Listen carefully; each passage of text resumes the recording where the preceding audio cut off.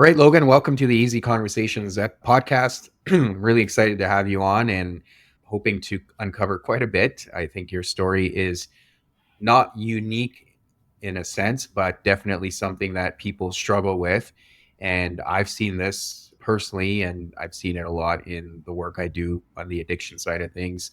So I'm hoping we can shed some light on this topic, but also show that there's not a lot of judgment attached to it because this is something that in society has often been normalized. But as we become more aware of it, we can definitely tackle this collectively.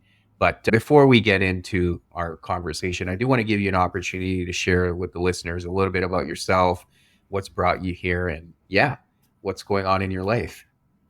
Yeah, I really appreciate you having me on, and I'll keep it pretty skinny. I'm Logan, and I'm no longer in bondage to sexual addiction, and that phrase is something that I don't take lightly. I cherish being able to say those words because I know what it was to live for years as a dad, as a husband, as a man who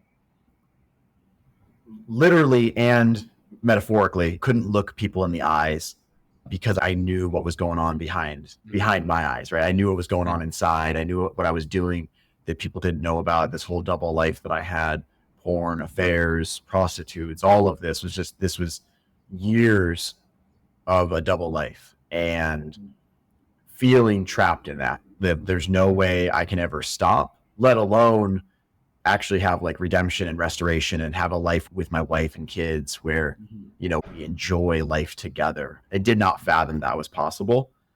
And being in recovery over these past 8+ years and ongoing, this going on podcasts and being on Instagram and just talking about this stuff, as you alluded to, shedding light on it so that people can see that other people, not only other people have struggled or do struggle, that's one piece, but more importantly than that, other people have found healing. Because it's one thing if I realize, okay, I'm trapped in a cave and other people are trapped in a cave too. Like that could help, but it also could be hopeless, right? It's okay, so we're all just trapped. But for me to realize, but there's healing and there's a way out, I didn't think that was possible. Yeah. Yeah. No, I appreciate that. Thank you for sharing some of that. And I'm sure we'll get into the healing part also.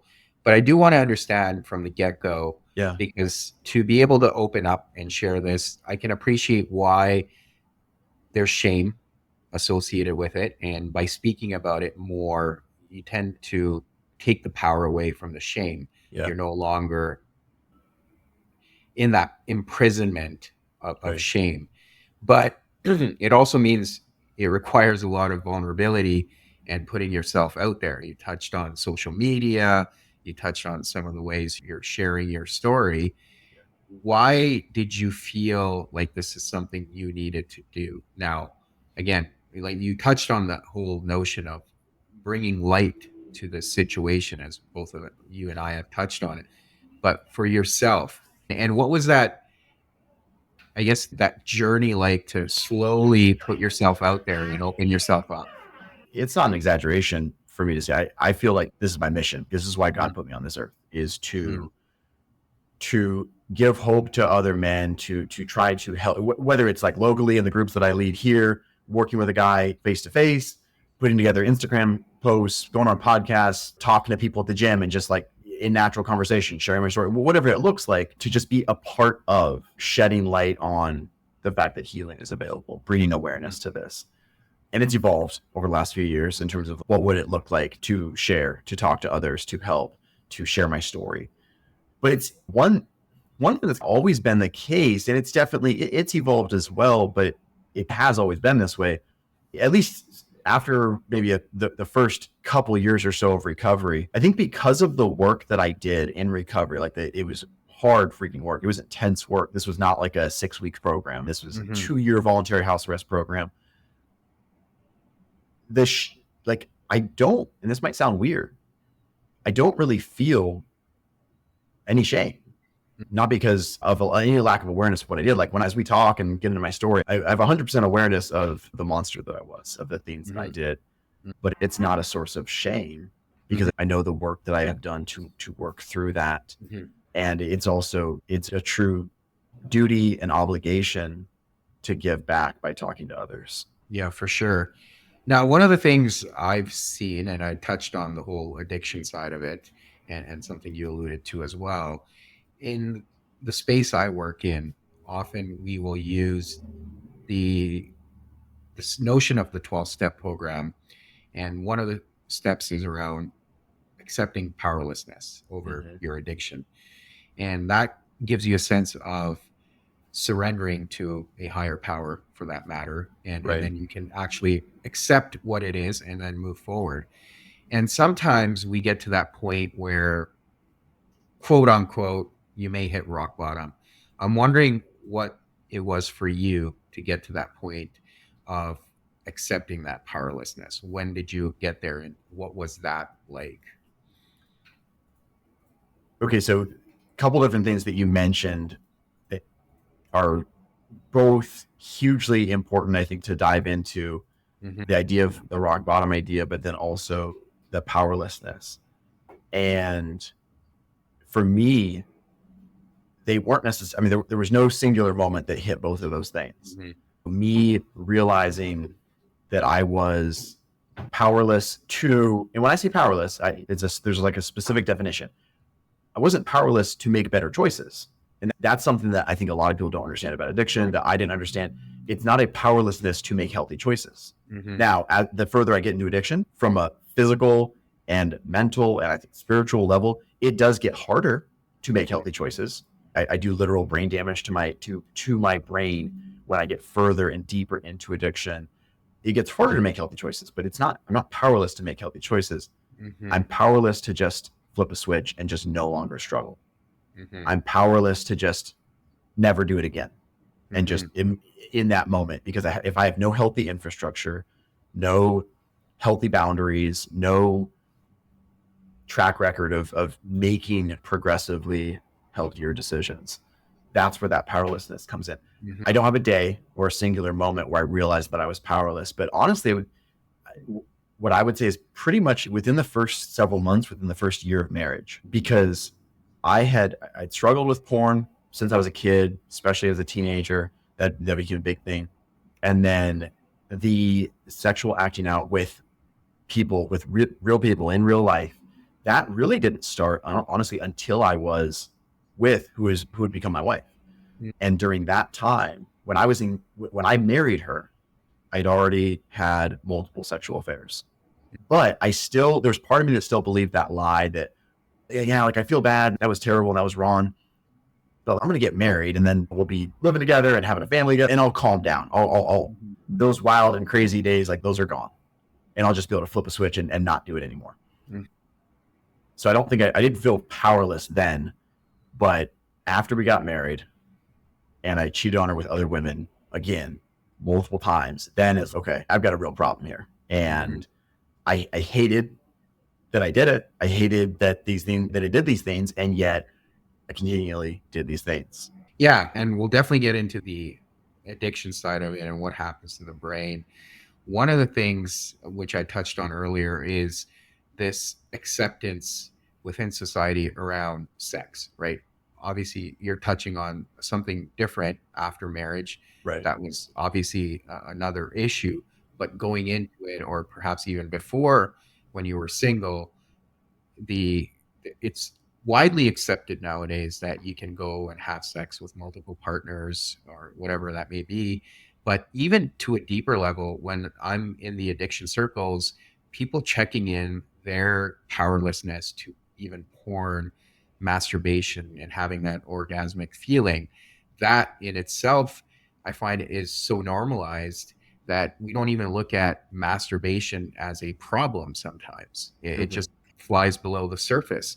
So, what are your thoughts around that? And why do you feel, from your personal experience, that some of this is normalized and it's not looked on as an addiction, whereas the more visible forms of addiction, whereas sex isn't I often? look at sexual addiction, and this is not countering anything you're saying, but more so just clarifying, especially for the audience. When I look at sexual addiction, it's not an addiction to sex, like sexual intercourse. It's not necessarily this is kind of semantics, but it's not necessarily an addiction to sexual activity. It's an addiction to the highs, the hits that I'm chasing that comes from chasing after sexual deviancy. So Mm-hmm. it obviously, it's probably going to include sexual behavior, but I could be a sex addict. And my mentor was this person where he was somebody who had a sexual addiction for decades, Mm-hmm. never physically touched a woman outside of his wife. It was all pornography, masturbation to pornography. But he would tell you the pain points that were there, the compulsion, and just it absolutely took over chunks of his life. His wife would tell you the pain and the agony that it was to be married to this guy that continually went back to masturbation porn, even though on paper somebody might look at that and go, "Oh, what's the problem? It's just porn. He didn't have sex with another woman," and so it can manifest all these different ways. And yet, the way I look at it is, yeah, he and I, we have very different stories. Our addictions manifest; they flower differently, but we're two different branches on the same tree. We shared the same DNA. Our addictions shared the same DNA, even though they manifested differently. And one thing you're talking about when you say normalized, and I think this is such a weird, this thing that happens where, on one hand, so I'll speak for myself. Mm-hmm. There were parts of my story, parts of my living in addiction story, where I told myself the lie of justification of, yeah, I've done this and I've done this, but my buddies have done it too. Like other people have done this, so I'm not so bad. So I told myself that lie, right? I compared myself and said, I'm not so bad. And then almost simultaneously, I also told myself the lie of, I'm the only one. Nobody's ever done crap as bad as me. Nobody has ever hurt their wife and kids as bad as me. And those two things shouldn't be true. They can't be true. And yet I was able to live in both of those lies, which are both destructive for different reasons. Because the one made it tell myself okay to keep going. The other one made it so that I didn't reach out or that I didn't feel like I ever could. But I got to imagine that's not just me, right? Like I'm speaking for myself, but I do think that's a very common thing that both of those things will keep somebody trapped, just in different ways. Mm-hmm. And I try to not get like too preachy on society and culture. And I want to speak for what stuff can I do better, right? What are the areas that I need to work on? But 100%, I do believe that just in general terms, the more I live a life, or I believe this idea that what's good for me is good for me and what's good for you is good for you. And my truth is this and your truth is that, it allows me to just justify more and more. And it's like that the harms that I can do, the things that I can do that would largely be seen as destructive, that would largely be seen as damaging by most people, that's going to gain ground in my life. And it's not going to lose ground, if that makes sense. I mean, because it's one thing to say, oh, it's just pornography. I'm not physically in bed with another woman. It's just masturbation. It's just my body. It's nobody else's. And my argument to that is no matter what somebody's faith is, like I'm Christian, but no matter what your faith is, even if you're single, to compulsively masturbate, to look at porn, at the bare minimum, you're training yourself that you can just take what you want and have what you want when you want it. Mm-hmm. So at the bare minimum, it's very immature. At the bare minimum, it's the opposite of self-discipline. Mm-hmm. That's at the bare minimum, right? That's not even getting into the spiritual aspect. That's not even getting into the habits that you're setting, that if you ever decide that you want to be in a relationship, if you ever get married, like those habits are not going to go away. In fact, they're going to progressively get worse. Mm-hmm. But people don't want to think about that. Mm-hmm. It's just, this is enjoyable. This is just me. It's a pleasurable thing, whatever. And yet there's these things just continue to gain ground, and they'll gain ground in more and more damaging ways as time goes on. Yeah. And I appreciate you touching on that whole idea of, especially with masturbation, someone can rationalize it saying, I'm not having sex with another individual. So if you're in a relationship, you can rationalize it, or however you want to rationalize it. That's when it becomes an issue. And that's one of the challenges with any form of addiction, is we tend to rationalize and trick ourselves. And that's really the disease part of the addiction, tricking us. Right. And to your point, that becomes an issue further on. It only gets worse, because what you may be considering pleasurable, you're just going to keep chasing it, right? It's like the cocaine addiction. You want the quicker hits, and it's essentially, that's what's happening with your brain too, as you're getting those dopamine spikes that you're not necessarily working for in the true Right. sense of work. You're basically getting that instant gratification. And I tend to look at those as cheap Yep. dopamine spikes, whereas the ones you actually work for, like where you are in the pursuit of something meaningful, and the dopamine release you experience is truly lasting and a healthier form of it. Right. You've touched on, even with yourself, there was that idea of living a double life and often not being able to present yourself as authentically you because of knowing of what was going on in the background or below the surface. Are you able to share some aspects of what was going on in your life and what choices you were making, and how was that duality within your life impacting you? I couldn't even begin at the time to understand or to be able to relate how it was impacting me then. Right. Hmm. I can look back in hindsight and see that. And yet, even though I couldn't have told you about it, I was feeling the effects. To live life split, to live life where it's compartmentalization to the extreme, right? Where I'm this person with this people, and I'm this person over here with these other people or these other behaviors. Hmm. It is, I mean, we do versions of that, right? I might have a certain tone of voice and a certain type of mannerism when I'm at work. I think it's unavoidable to have certain versions of that. But when it's literally, I'm blocking out my brain, I'm blocking out my thought patterns, and I'm truly becoming a different person at work or when I'm doing certain things versus when I'm with my family. And like for me, it was most of the time during the darkest parts of my story where I lived right the same city where I live now, which is Wasilla, Alaska, which is an hour north of Anchorage. And I worked in Anchorage, Alaska. And geographically, there was a split. I was not to say I was healthy when I was in Wasilla, but a lot of my external behaviors I did not manifest them there. Porn was something that I look at that now as that was my maintenance drug. That was not something that pretty quickly I was not chasing that. It was just the thing that I would take Hmm.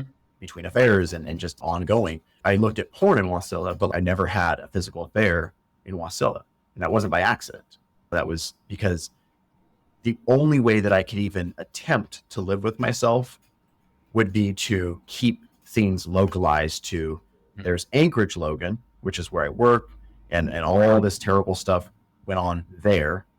And then I'm dad Logan, I'm husband Logan, I'm Scylla Logan. Hmm. And again, clear emphasis, like not that I was healthy when I was on Wasilla, because as we know, the iceberg principle, yes, the sexual acting out is just tip of the iceberg. How I treated my wife, how I responded to stressors, how I responded to people around me, anger, all of that stuff, selfishness, all of that, that was across the board. That was in Wasilla too. But it was, yeah, I compartmentalized to such an extreme level, and it was extremely damaging, even though I only saw little bits of it when I was in Hmm. it. Yeah. And one of the things I've been thinking about, I'll test it with you too, is this whole idea of acting out, right? So somehow we're feeling shame or feeling a sense of isolation, and we want this connection. And through the various forms of addiction, we'll find that connection, which is that first form of acting out. Do you feel that once you've acted out, I'm already here, I might as well do the most damage as I can, because that feeling of shame is going to be there anyways, right? So you're either trying to escape it, or you're just like, again, justifying the feeling you already have, and you might as well go big or go home, right? Yeah, the way you put it, I mean, this might sound weird, like you put it beautifully, because that's absolutely how I felt. And again, that's where that powerlessness comes in. Is Mm-hmm. it wasn't that I was powerless to make healthier choices, but it felt like I was powerless. I think of it like I would take one step, I would respond to a trigger negatively, because generally speaking, I pretty much always did, because I didn't have a healthy infrastructure to deal with stressors and triggers. And a trigger, I'm thinking specifically with sexual triggers, but I mean, this could be an anger trigger. This could be all kinds of triggers. but I didn't have a healthy infrastructure of making good choices, right? I didn't have boundaries. And so I would take one step. So I would respond to the text message instead of ignoring it, or I would go somewhere that I was thinking of, and I would stop in somewhere instead of not stopping in. And then I would feel like, oh my gosh, I like, or I mean, on my phone, I would see an ad on Facebook, and then I want to see something more like that. And then I would, go on YouTube and I'm start scrolling down that pit of looking at videos that I shouldn't be looking at. When I would take one step, I absolutely felt I'm already falling down this slippery slope. Like I'm already falling down this muddy hill. It was a mixture of, I guess I better keep going. I might as well keep going because, as you said, yeah, the shame's already going to be there. The guilt's already going to be there.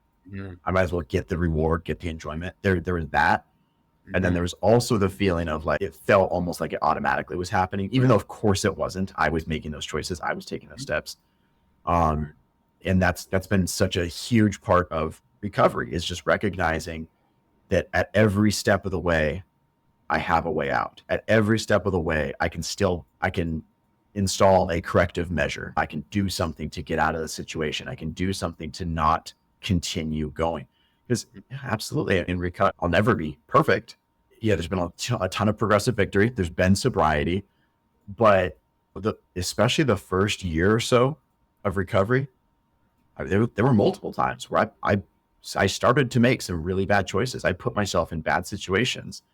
And if it weren't for the beginnings of a healthy infrastructure, if it weren't for the beginnings of rigorous accountability, I don't have to speculate about where things would have gone, about what would have happened. I'm not proud of the fact that I still made some really foolish choices early on, but those are the beginnings of showing me like, hey, yeah, you made a dumb choice. You shouldn't have clicked on this thing, or you shouldn't have said this to this person. But there's an off ramp. You can still take the off ramp. You don't have to go the whole way that you used to go. In recovery, we go through the relapse cycle. And of course, there's different versions. Like you can Google image relapse cycle, and there's different ones that'll pop up, but they're all the same principle, which is, yeah, it starts off with a stressor, a trigger. And again, that could be a trigger for my addiction specifically, or it could just be, I got a flat tire and I'm ticked, right? Like my routine has been upset. My environment has been tainted. Mm-hmm. And how do I respond with that? And then, as you said, usually it's going to be through some isolation. It's going to be through withdrawal, which could be external, it could be physical, it could be emotional in my mind, right? I'm still with my family, but I'm not with my family. And in my addiction, that relapse cycle is like, it felt like once I got on that ride, I couldn't get off. I'm strapped into the roller coaster. But recognizing now, yeah, I'll still spend moments in that relapse cycle, but I know how to get off, and I know that I can get off now. Mm-hmm. Yeah, and I think for everything you've touched on there, because I did want to touch on the whole rehab process for yourself. But one of the biggest things I'm hearing, which is very common, and I think that really helps people move forward and past their addiction, is there's going to be relapse and being okay with that, right? It doesn't need to be black or white thinking, because that's part of the addiction too, that it's either all or nothing. Like if I make a mistake and I take a few steps back, that means it's all over. You start doubting the process and then you just let it all go. But what I'm hearing from you is that those moments are also part of that process and are meant to be lessons and are teachers. So how were you then able to work through the your life where you were in that rehab portion and being okay with the relapses, because those, as you've mentioned, were happening? So what was like the message you took out of all of that? Yeah. And just one thing to clarify, Mm-hmm. again, partially between you and myself, but also between us and the audience, is relapse. I definitely don't want to minimize, and we don't want to minimize, because I've heard this type of verbiage where it's essentially to the point of like, it's okay, especially to me in my addiction. Mm-hmm. That was not what I needed to hear. It was like, it's okay if I relapse. And maybe it's two different ways of looking at the same thing. Yeah. But now what I just tell people is, if there's a relapse, don't use that as justification to not come back. If you have a relapse, you come back. Like we're, hey, we're a healthy infrastructure. We're a group. We care about you. Like I'm talking to the guys in my group, right? Like the best place for you to go if you looked at porn last night, the best place for you to be is at a meeting the next day. That's the Absolutely. very best place, even though that's not where you probably want to be. And so like for myself, during these moments, we look at the definition of sobriety for, at least for prodigals, the group that I'm a part of, sexual addiction, is pornography, masturbation, and of course, any sexual activity with anyone that I'm not married to. And so there were these moments where I started to go down the path, and it didn't become a relapse in that sense of the word, where I went and I masturbated to porn, or I had another sexual affair, but absolutely relapse in the sense of started to tiptoe towards my addiction, even though thankfully I didn't go all the way. But the most important thing I think from that was because it's all about, so much of it is training my brain. So much of it is about teaching myself, teaching my muscle memory, how these things can work on a fundamental level. And so training my brain that, hey, I made a choice that was not wise. I made a choice that was not healthy. I made a choice that if I continued that, it would have led me right back to where I was a year ago, 6 months ago, whenever it be. I don't have to continue down that path, just not to beat a dead horse, but like that was, I think, the most important lesson from some of these moments. The example I give a lot was, this was a couple months in, where I was going to meet up with my wife and kids at the park. And I was upset, and I was as mad, and I'm like 2 months sober, barely in the beginning stages of trying to be healthy, of learning to be healthy. And I couldn't find where the park was. And I remember, and I knew that like a couple streets over, there's like a seedy neighborhood. And I remember telling myself, I don't remember if I said it out loud or if I said it just in my head, but I remember saying to myself, I'm going to go down that street. I'm just going to see what I can find. And I started to drive down to that street, and literally, and like there was a Wendy's to my left, and there was like a street, and then I would turn left down into this little neighborhood. And I'm driving to that. So had I relapsed by the definition of having a sexual affair, masturbation? No, I hadn't relapsed, but I was in a relapse mindset, right? 100%. And as I'm driving, and then I see in the park, there's a big sign to my right. It was right there across the street from the Wendy's. And so I absolutely see that as a moment where God was like reaching me, like, hey, yeah, you started to go down to those bold paths. You started to go into that relapse mindset. You don't have to. And so that was a fairly dramatic one, where it's right there, like literally there's a sign right there that this is the park. There were others that were less dramatic, but just realizing, hey, just because I started to make some really dumb choices doesn't mean that I have to go all the way and continue those actions. Yeah. I appreciate you sharing all that as well. And one crucial point that you touched on there is a lot of people, and I think we've touched on it in different ways, but when they have those relapses, they feel so much shame, or as they said, they question the process, that they stop going to those groups. But to your point, that is when you need those groups the most, because otherwise you're there for maintenance and check-in. But it's when you have those moments of, I don't want to call it weakness, but when you've taken a step back, you need that community to tell you it's okay. We're going to figure this out together, right? And we're all going through it in different ways. So I definitely agree with you. The other piece that you touched on, and a lot of people have these moments where they refer to it in the addiction circle as their higher power, but that intervention at those crucial moments where it's, like you said, just telling you that, hey, yes, you're on this path, but I've got you. And together we can figure this out. And to me, what I've come to internalize, that is God's way of showing his mercy and compassion to us when we need it the most. But we have to be open to it and have our minds and hearts open to receive it. Because otherwise, you may have not even seen that sign if you're really committed on acting out.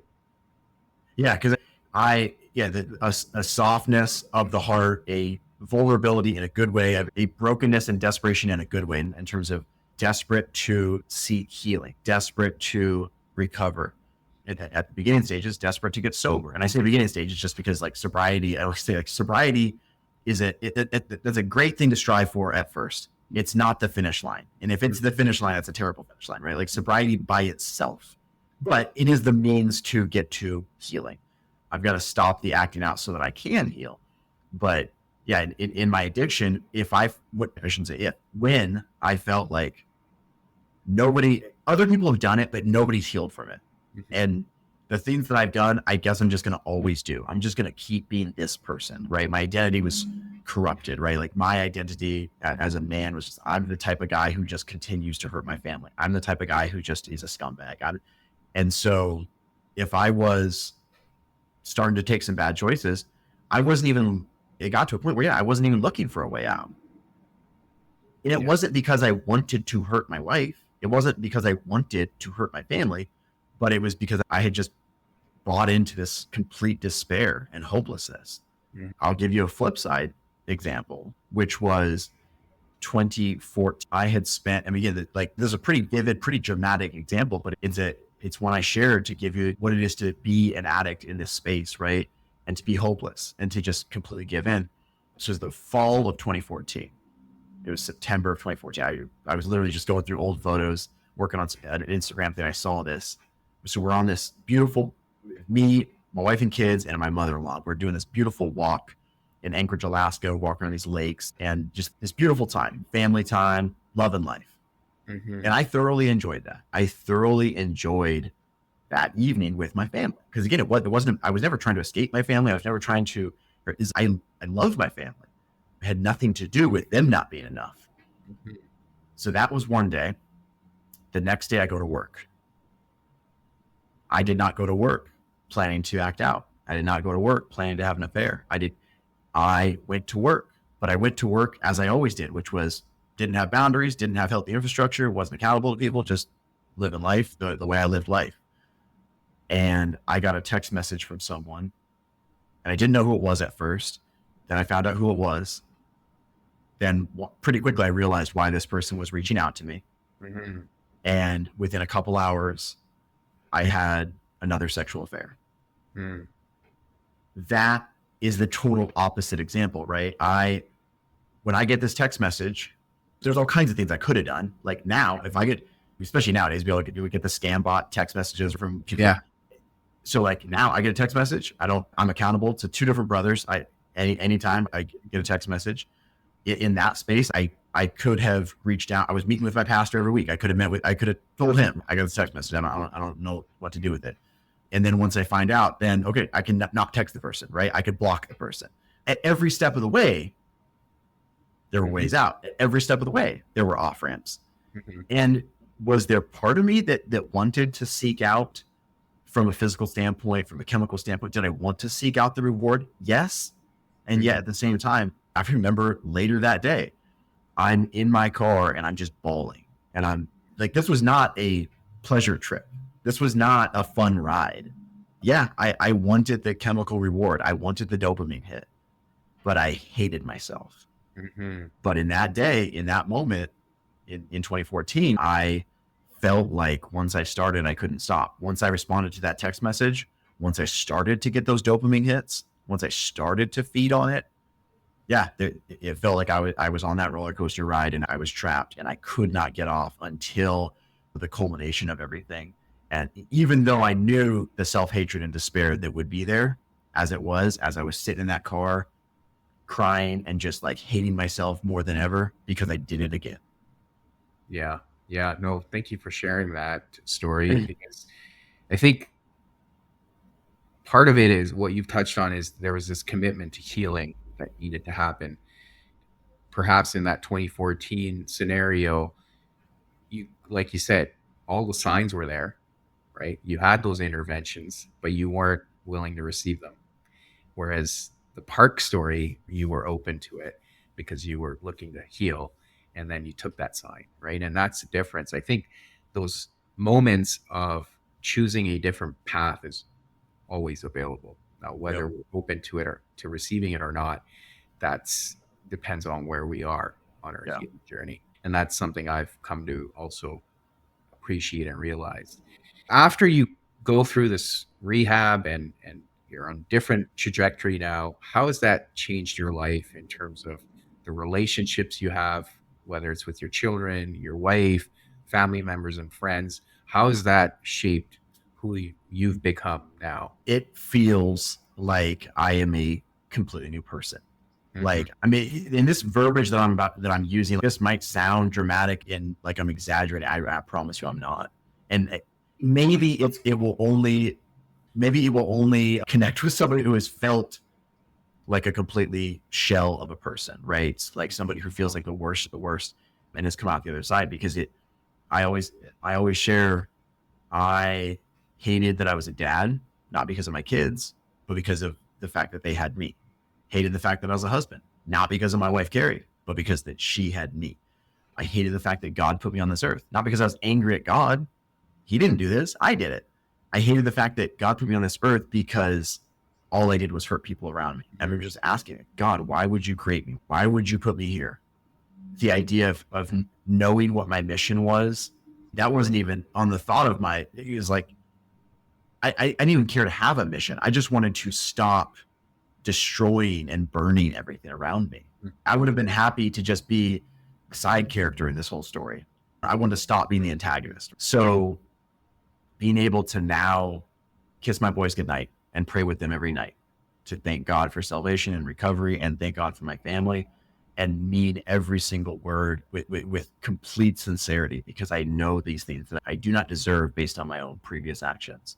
To be able to have an open, honest conversation with my wife, to just have open, uninhibited friendship with my wife, Carrie, where we have trust. It is, God did not fix our marriage. He didn't keep it together.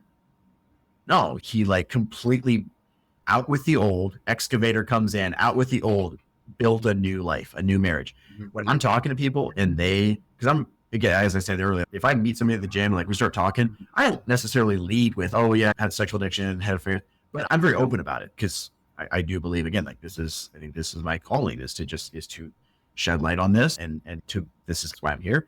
So if somebody asks how long I've been married, I've been married for this long, I've been in recovery for this long, Mm-hmm. because 13 years of marriage, it doesn't mean nothing, but it doesn't tell the whole story, right? Right. Much more importantly than we've been married for 13 years is we've been in recovery for 8 years.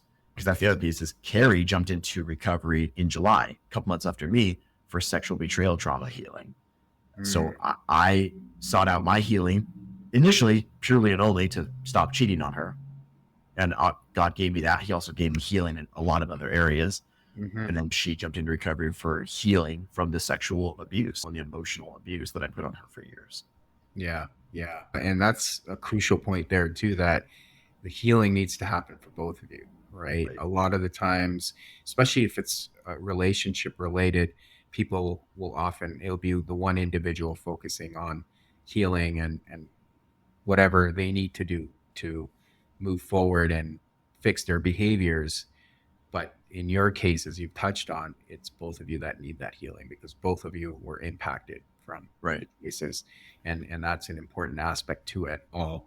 Now, you've touched on the recovery piece, and you've also mentioned accountability a few times. So, how are you now holding yourself accountable and managing the setbacks if they were ever to come up?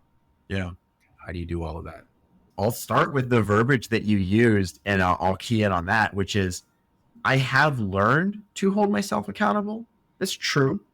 Mm-hmm. I've learned to look at life through a very different lens and to be able to hold up a mirror to go, okay, if I'm about healthy living, if I'm about being a new creature, if I'm about being a new type of husband, does this choice that I want to make match up with that? Yeah, I have learned to be accountable to myself, to be accountable to a different way of living, but I don't just depend on that. I absolutely, I cherish accountability to other men. And I don't ever plan on stopping that. And it's not something where it's like, oh man, if I'm in a group text with two other mentors that like we dump stuff in there every day.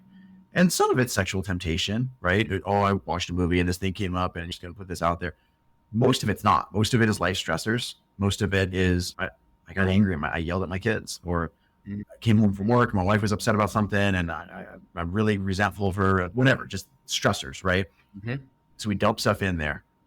And it's not that, oh, if their phones went dead for a day, or if they moved away and stopped talking to me, I would be lost, and I would go back to my addiction the next day or the next month. No, I don't believe that. Mm-hmm.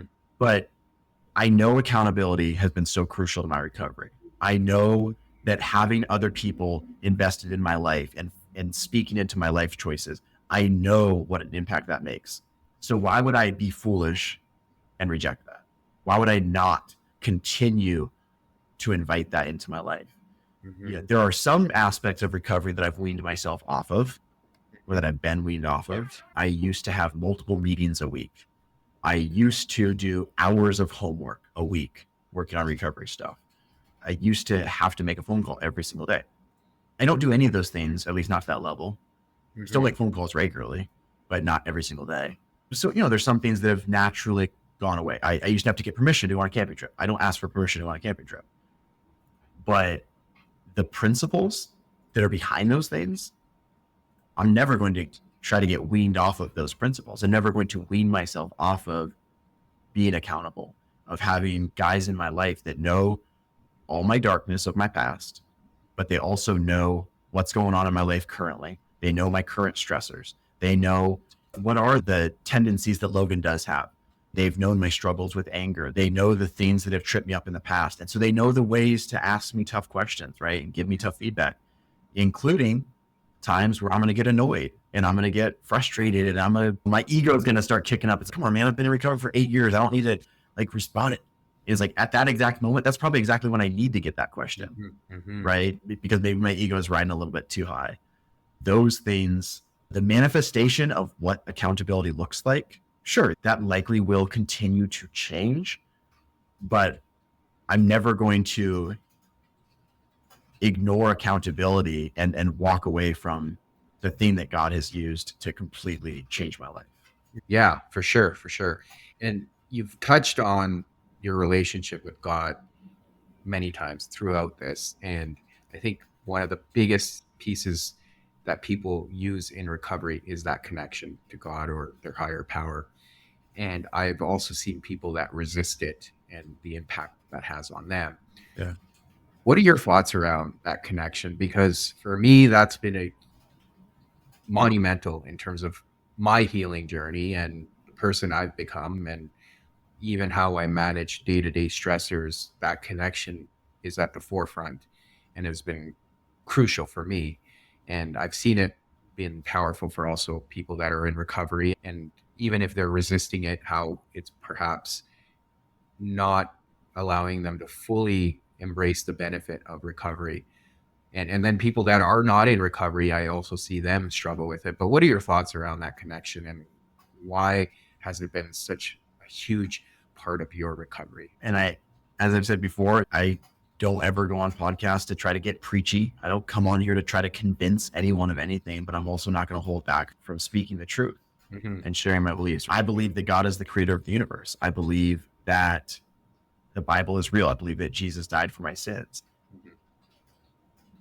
Recovery, no matter what somebody's beliefs are, recovery is all about rooted in submission to doing things differently, right? It's rooted in, I am not going to try to control all the aspects of everything around me. So if I believe that, and then if I believe that there's a creator to this universe, then the ultimate act of submission and not trying to have power and control and dominance over everyone else is to submit myself to Christ. I very much believe that. Now that's one piece. And then on another hand, in terms of hope, in terms of long-term restoration, I absolutely believe that true transformative healing is only going to come through a relationship with Christ, through a relationship with my Savior. I don't shy away from the fact that using tools of recovery, making phone calls and going to meetings and writing up safety plans, like all of that is good practical stuff. And that can be helpful in terms of getting sober, in terms of getting traction, in terms of stopping the usage of substances or pornography or whatever it is. But that's not going to bring about completely transformative healing. And that's what I want. Now, early on, yeah, I was going to take what I could get. Like if all I could get was sobriety or even like some level of sobriety, yeah, I'm not going to pretend that my long-term goals were even like present back then. I was completely desperate, completely broken, not healthy.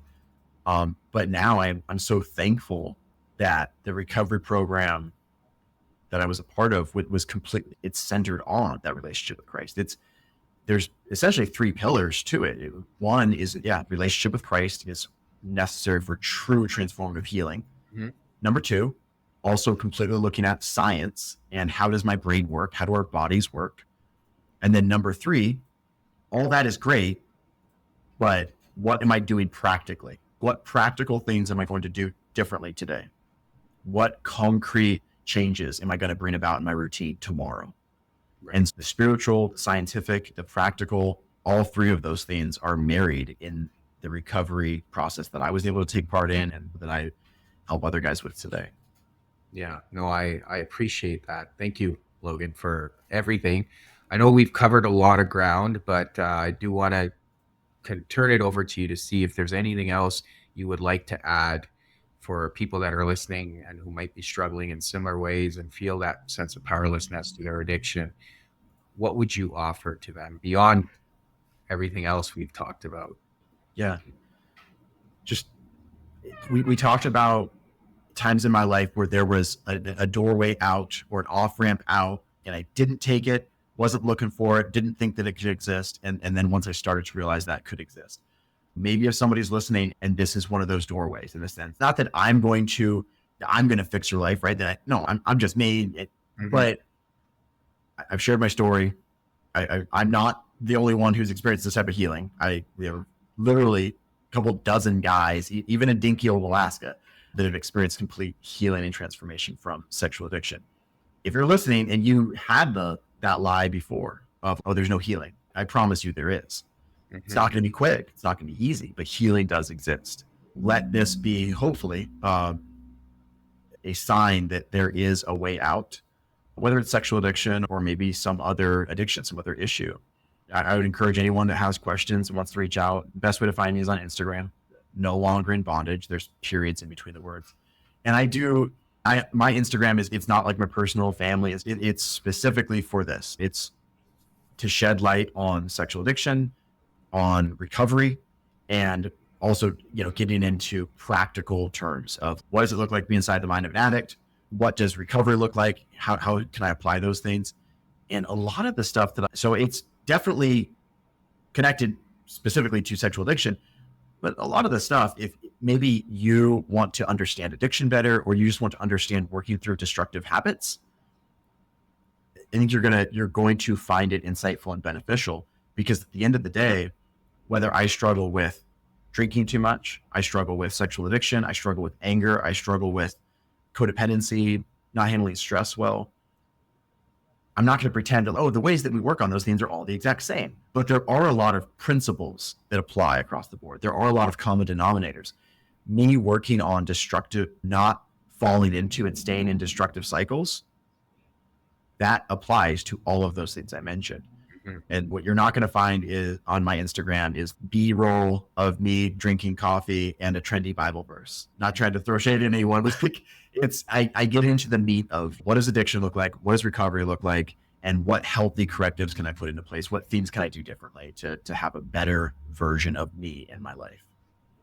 Yeah, no, I appreciate that. Thank you so much, Logan, for this conversation, being so open and honest and vulnerable. I appreciate it. And I'm sure the listeners will get a lot of value out of this, because like we talked about earlier, this isn't an area that unfortunately doesn't get enough attention and often is normalized because of just the way society is. So I do appreciate you coming on here and sharing all that with us. So thank you so much. Thank you so much for having me on. I appreciate it, brother.